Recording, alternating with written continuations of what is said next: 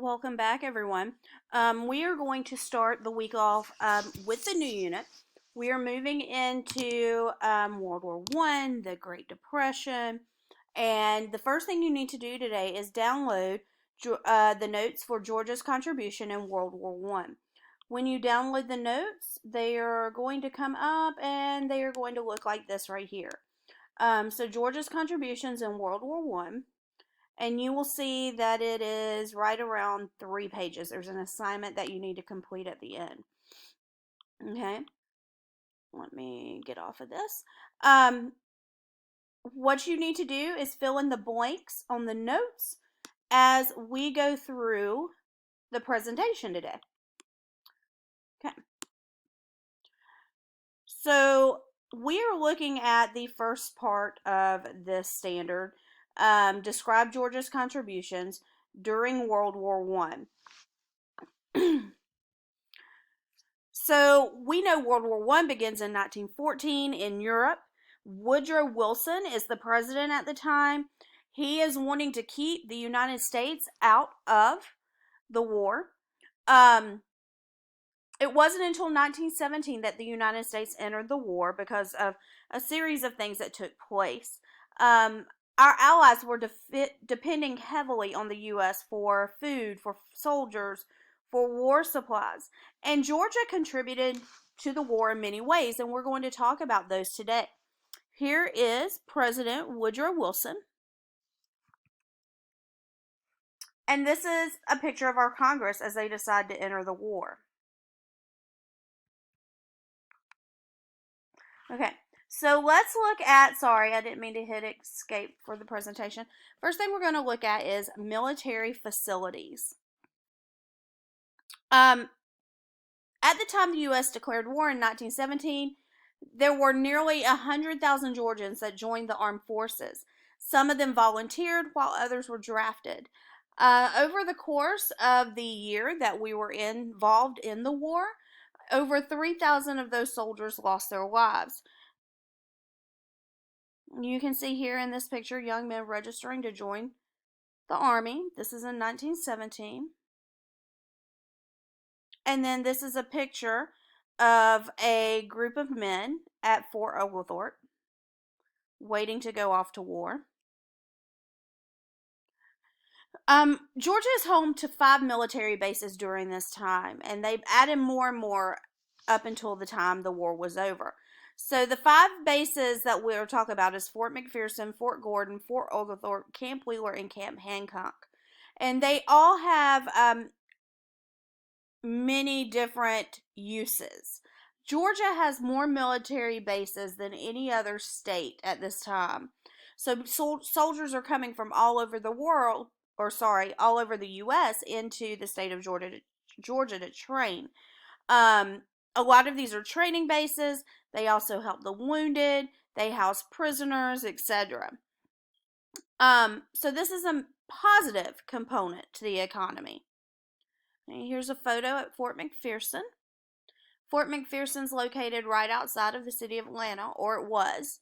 You can see here Camp Hancock was located in Augusta, Camp Gordon in Chamblee, Camp Wheeler in Macon, Fort McPherson in Atlanta, Fort Oglethorpe near Chickamauga. Camp Hancock allowed females and black men and women to come in and work at the facility. They did have an airfield there. It is one of our largest camps. Camp Gordon was a training camp, trained troops from all over. Camp Wheeler, again, a training camp. This is where they trained our National Guard. Fort McPherson had a hospital on it. They also held Germans prisoners of war. And then Fort Oglethorpe, Fort Oglethorpe was a prison as well, held thousands of prisoners of war. Again, here's some training. Cotton, we know cotton. Cotton after the Civil War kind of tanked in price. A lot of people weren't buying it anymore, but when World War I started, the demand started to rise, and it brought a lot of prosperity back to Georgia's farmers. The value of cotton tripled between 1900 and 1916. So now farmers are earning more money than they ever had, or at least since the Civil War. Our cotton was used to make uniforms. It was used to make things like the cloths, the bandages that our soldiers needed. Um, it was used to make blankets. It was used to make medical supplies. Um, so fabric is in a very high demand at the time for military purposes. So you're going to see more and more textile mills popping up throughout the state of Georgia. Of course, this is going to bring in more money as well. Here's one of the textile mills located in Dalton, Georgia. And then a sock. This is a mill that produced socks. And of course, we know our soldiers need all the socks that they can get. For food production, there is an increased demand for food because we need to feed our soldiers. We need to send our food overseas to help them out. So our farmers began growing huge quantities of fruits and vegetables. Products like peaches and sweet potatoes, they start canning them. Because when you can it, it lasts longer. So we have canning factories now where you can can products and send the cans over. Meat is also processed in Georgia's. The meat packing factories before it's being sent overseas. Lots of propaganda. You'll see that throughout this time period. Food is ammunition. Don't waste the food. Okay? Farm to win. We need our farmers to help win the war over there. During this war, you're going to see a lot of consumer goods that are limited. Think back during the quarantine, and you saw, you still see a lot of our goods limited. Like when you go to the grocery store, you can buy one pack of toilet paper, one carton of eggs. That's the way it was during World War I. They were rationing.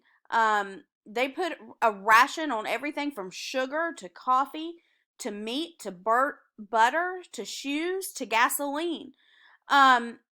So people started building what is known as victory gardens. They built their own victory gardens. They would build them in town squares. They would build them in their backyards. And this is their own personal gardens so that they could have their own fresh fruits and vegetables to eat at home while saving all the canned food to ship to the soldiers overseas. Here's one of the victory gardens in downtown Atlanta.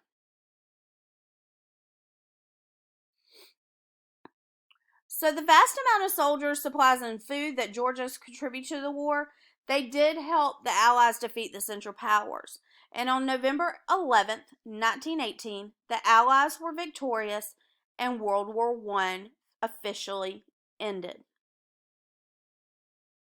Of course, we know the Germans signed the armistice. That's the Treaty of Versailles. The war comes to an end. Now I want you to look at this paper. First thing you're going to do is you'll see at the bottom of this paper, it says secret code.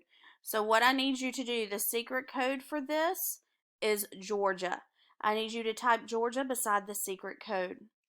Then I want you to come in and I want you to type on your chart the significance of the military facility, the significance of the textile industry, the significance of food production, and then find an image on Google Images and copy and paste it into the images that represent each one of those things. When you're finished with that, write in your opinion which contribution has the greatest impact on the outcome of World War I and explain it. Once you're done, I want you to save your document and I want you to submit it. If you have any questions, we'll have a live session on Tuesday at during your class time. Please check your announcements for the times of your live sessions. And then if you can't make the live session for some reason, then you can email me. Remember, we do take attendance on the live sessions.